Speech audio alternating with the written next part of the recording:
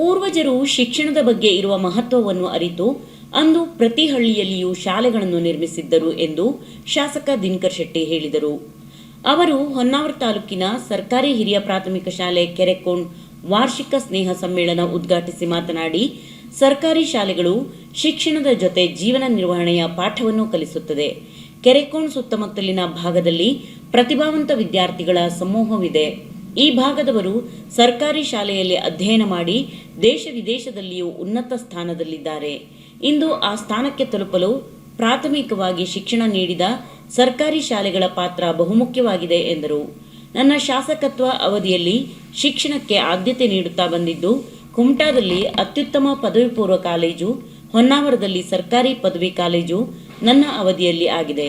ಕುಮಟಾದಲ್ಲಿ ITI college ನಿರ್ಮಾಣ ಸೇರಿದಂತೆ ಕಳೆದ ಅವಧಿಯಲ್ಲಿ ಸರ್ಕಾರಿ ಶಾಲೆಗಳಿಗೆ ವಿವೇಕ ಯೋಜನೆಯಡಿ ಕಟ್ಟಡ ನಿರ್ಮಾಣ ಮಾಡುವ ಶೈಕ್ಷಣಿಕ ಕೊಡುಗೆ ನೀಡುವ ಕಾರ್ಯ ಮಾಡಿದ್ದೇನೆ. ನನ್ನ ಕ್ಷೇತ್ರದ ಹಲವು ಗ್ರಾಮ ಪಂಚಾಯತ್ ಬರುತ್ತಿದ್ದು, ಅದರಲ್ಲಿ ಸಾಲ್ಕೋಡ್ ಗ್ರಾಮ ಪಂಚಾಯತ್ ಹೆಚ್ಚಿನ ಅನುದಾನ ನೀಡಿದ್ದೇನೆ. ಈ ಭಾಗದ 5 ಸೇತುವೆ ರಸ್ತೆ ನಿರ್ಮಾಣವೇ ಸಾಕ್ಷಿಯಾಗಿದೆ ಎಂದರು.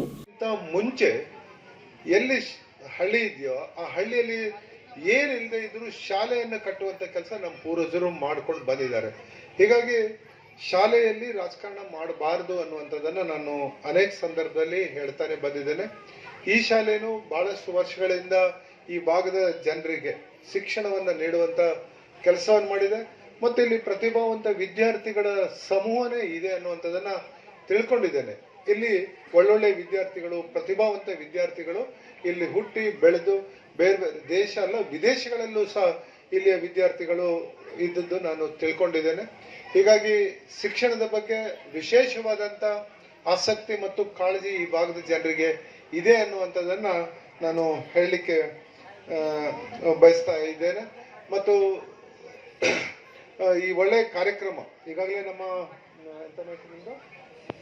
ಶಾಲಾ ಪೂರ್ವ ವಿದ್ಯಾರ್ಥಿಗಳಾದ ಬೈಜೂಸ್ ಕಂಪನಿ ತಾಂತ್ರಿಕ ವ್ಯವಸ್ಥಾಪಕ ಗಣೇಶ್ ಶಾಸ್ತ್ರಿ, ಲೂಸೋ ಎಲೆಕ್ಟ್ರಾನಿಕ್ಸ್ ಪ್ರಾಡಕ್ಟ್ ಲಿಮಿಟೆಡ್ ಪ್ರಧಾನ ವ್ಯವಸ್ಥಾಪಕರಾದ ಗಿರೀಶ್ ಶಾಸ್ತ್ರಿ ಇವರನ್ನು ವೇದಿಕೆಯಲ್ಲಿ ಸನ್ಮಾನಿಸಿ ಗೌರವಿಸಲಾಯಿತು.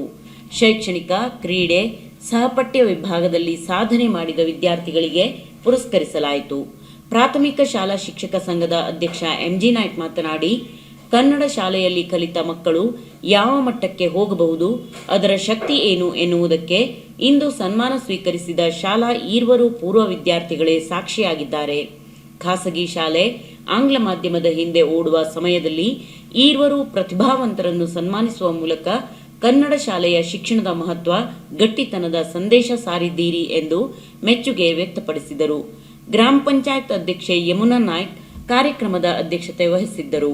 ವೇದಿಕೆಯಲ್ಲಿ ಗ್ರಾಮ ಪಂಚಾಯತ್ ಸದಸ್ಯರಾದ ಗಣಪತಿ ಭಟ್, ಸಚಿನ್ ನಾಯ್ಕ್, ಶಿಕ್ಷಕ ಸಂಘದ ಗೌರವಾಧ್ಯಕ್ಷ ಸುದೀಶ್ ನಾಯ್ಕ್, ಶಿಕ್ಷಣ ಇಲಾಖೆಯ ಸಂಯೋಜಕರಾದ ಪ್ರಮೋದ್ ನಾಯ್ಕ್, ಲಯನ್ಸ್ ಅಧ್ಯಕ್ಷ ಉದಯ್ ನಾಯ್ಕ್, ಮಾಜಿ ಗ್ರಾಮ ಪಂಚಾಯತ್ ಅಧ್ಯಕ್ಷ ಕೇಶವ್ ಶೆಟ್ಟಿ, ಎಸ್ಡಿಎಂಸಿ ಅಧ್ಯಕ್ಷ ರಾಮ ಭಂಡಾರಿ, ಸ್ಪಂದನಾ ಶಾಲಾ ಪೂರ್ವ ವಿದ್ಯಾರ್ಥಿ ಸಂಘದ ಅಧ್ಯಕ್ಷ ಮಹೇಶ್ ಭಂಡಾರಿ ಮತ್ತಿತರರು ಇದ್ದರು.